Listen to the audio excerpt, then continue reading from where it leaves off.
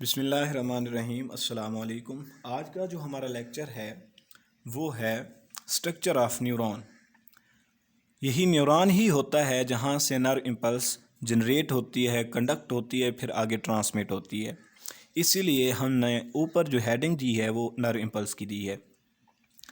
Neuron का structure कैसे होता है? बेसिकली न्यूरॉन जो है वो 3 पार्ट्स पे मौजूद होता है। Number 1 dendrites, number 2 cell body या फिर सेटोन या पेरिकैरियोन, मतलब कि पेरिकैरियोन न्यूक्लियस के इर्द गिर्द वाला जो हिस्सा होगा उसे हम पेरिकैरियोन कहेंगे, और थर्ड हिस्सा जो है वो है एक्सोन। डेंड्राइट्स को देखते हैं। डेंड्राइट्स जो हैं ये जो ब्रांच्ड हिस्सा है इसे हम डेंड्राइट्स कह रहे होते हैं। ये वाला हिस्सा डेंड्राइट्स कहलाता है और इसका जो मेन फंक्शन है वो है रिसीव स्टिमुलस। स्टिमुलस कोई भी हो सकता है, कोल्ड, हीट, टच, स्मेल, जो भी हो स्टिमुलस, जो हिस्सा न्यूरॉन का उसे रिसीव करेगा, कोई भी मैसेज आएगा, वो पहला हिस्सा जो होगा वो होगा डेंड्राइट्स। डेंड्राइट्स ने स्टिमुलस रिसीव कर लिया, आगे इसने आगे भेजना है जो कि आता है सेल बॉडी के पास।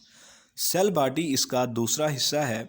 सेल बॉडी या सेटोन या पेरिकैरियोन, पेरिकैरियोन इसलिए मैंने कहा कि ये जो दरमियान में है ये है न्यूक्लियस, न्यूक्लियस के इर्द गिर्द वाला जो हिस्सा है ये कहलाता है सेल बॉडी। अच्छा, सेल बॉडी की खसूसियत ये है कि इसके अंदर जो साइटोप्लाज्म होगा उसे हम न्यूरोप्लाज्म कहेंगे। इसी के अंदर कुछ ग्रेन्यूल्स देखने को मिले जिन्हें हम निज़ल ग्रेन्यूल्स कहते हैं। बाद में जब एडवांस टेक्नोलॉजी आई तो ये पता चला कि यही निज़ल ग्रेन्यूल दरअसल राइबोसोम्स और एंडोप्लाज्मिक रेटिकुलम हैं, जिनका मेन फंक्शन जो है वो प्रोटीन सिंथेसिस है। कुछ फाइबर्स भी देखने को मिले जिन्हें हम न्यूरोफिब्रिल्स कहते हैं। ये सेल बॉडी के ये हिस्से हो गए। अब सेल बॉडी का जो मेन फंक्शन है वो क्या है? सेल बॉडी जो है ये convert stimulus into electrical impulse.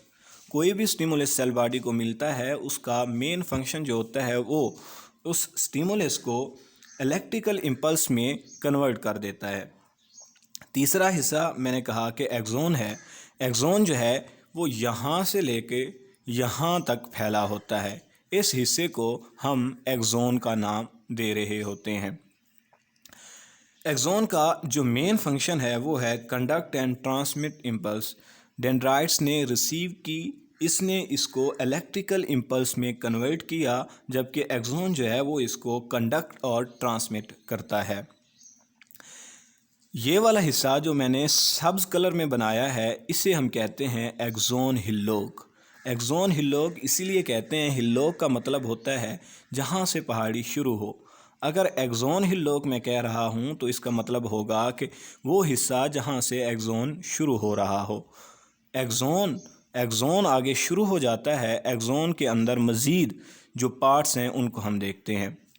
First of all इसके ऊपर ये जो मैंने ब्लैक कलर में बनाया है इसको कहते हैं माइलिन शीट। एक्सोन के ऊपर वक्फे से माइलिन शीट मौजूद होती हैं। ये देखें, ये देखें, ये देखें, ये देखें, ये देखें, माइलिन शीट। अच्छा, माइलिन शीट के ऊपर जो है वो है शवान सेल। शवान सेल जो हैं ये माइलिन शीट के ऊपर कवर किए होते हैं। अगर ये शवान सेल हैं तो इनके पास अपना न्यूक्लियस होगा तो इनके पास अपना साइटोप्लाज्म होगा। इनकी ऊपर वाली मेम्ब्रेन शवान सेल की, इसे हम न्यूरोलीमा कहते हैं। ये जो है ये शवान सेल है, इसकी ऊपर वाली मेम्ब्रेन जो है उसे हम न्यूरोलीमा कहते हैं।